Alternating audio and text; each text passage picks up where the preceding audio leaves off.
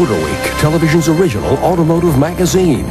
Your host for Motor Week, John Davis. Well, hello and welcome to an all-new season of Motor Week. We're glad to have you with us. For many decades, successful Americans displayed their wealth by driving big domestic luxury cars. These often overchromed examples of conspicuous consumption shouted, "I've arrived," to the world in a loud, clear voice. But as American society has changed, so has the American luxury car. Efficiency and technology are now just as important as comfort and styling. Those changes are reflected in the design of the 1998 Lincoln Continental. It's Ford's new vision of a luxury car for today's America. But does the latest Continental truly reflect America's cutting-edge future without losing sight of its prestigious past? You would be correct to think that the 1998 Lincoln Continental is just a shadow of Lincolns of old. But you would be wrong to surmise that its designers have lost sight of what makes a luxury car desirable in the first place. When the Lincoln Continental was completely overhauled 3 years ago, the sole front-wheel drive member of Ford's premium brand took a dramatic turn. Not only did it trade up to more contemporary styling, but the Continental also became the electronic marvel of the Lincoln fleet. A unique menu of computer-driven selections provided two drivers custom fit for everything from suspension to radio stations. Unfortunately, in a world where people can't program a VCR properly, all these driven choices led to confusion. Clearly, that 95 Continental was ahead of its time. Enter the 1998 Lincoln Continental with refined styling and simplified electronics. The exterior is more forward-looking than ever and easily the most beautiful car in the Lincoln stable. The front fascia with seamless complex reflector headlights and stylized Lincoln grille leans back with the wind, while the front corners are equally pulled back for a more arrow-like appearance.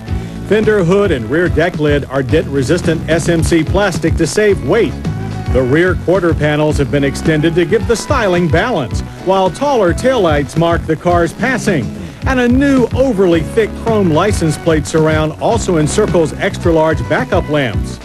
As for standard electronics, the ability to customize ride control for two drivers is now an option. However, steering effort remains adjustable.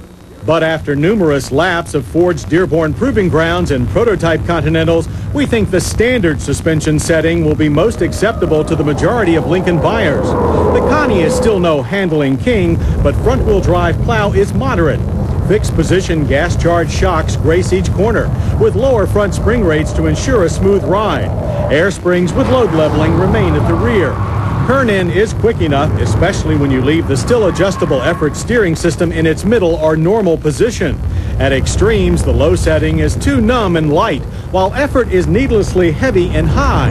Now, Jaguar does a wonderful job of designing in the right degree of handling without such electronic crutches, and the new Continental seems to be trying to find the same path. Brakes, on the other hand, needed no such change in direction. Stops from 60 of 130 feet are typical. The all-disc system has standard anti-lock with a modest amount of pedal feedback. Another item Ford refused to tamper with is the standard 4.6-liter dual overhead cam 32-valve V8. This is the impressive Intech engine, also used in the Mark 8. With some 260 horsepower and 270 pounds-feet of torque, it was more than adequate to pull this front-wheel drive luxury sedan through all of its paces with plenty of passing power and reserve. 0 to 60 took only 7.5 seconds, while the quarter mile passed in 15.6 seconds at 94 miles per hour. No matter what else you might say, this luxury car can get out of its own way. Plus, changes to the 4-speed front-drive automatic transaxle ensures shifts that are both crisp and gentle. An all-speed traction control system continues as standard. To go with the new exterior, the Continental gains a refined interior as well. The combination of real bird's-eye maple wood trim on the dash, as well as the door panels, and elegant touches like a chrome analog clock in the center of the IP, makes this a warmer, much more expensive atmosphere. The 98 Lincoln Continental will seat 6, but 5 is the standard complement.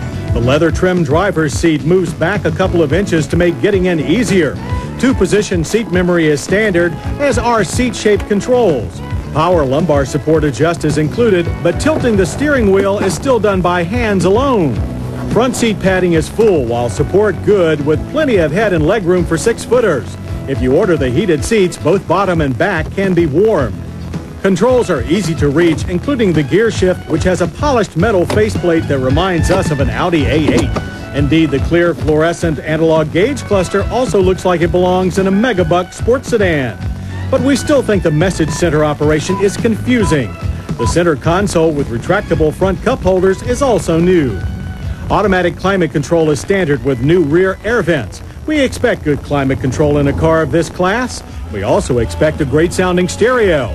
The standard cassette system can be augmented with JBL speakers. And while there is no in-dash CD player, a compact disc changer can be fitted inside the front console. We like that a lot.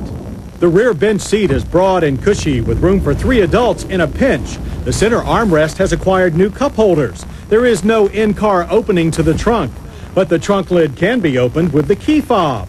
Luggage space grows slightly to 18.9 cubic feet and is now almost as large as the rear drive town car. With car prices hitting a brick wall this year, you won't pay a lot larger bill for the new Continental. 98 prices begin at $38,500 or only $550 more than a 97. Both run-flat tires and Lincoln's Rescue Emergency Locator security system are still options.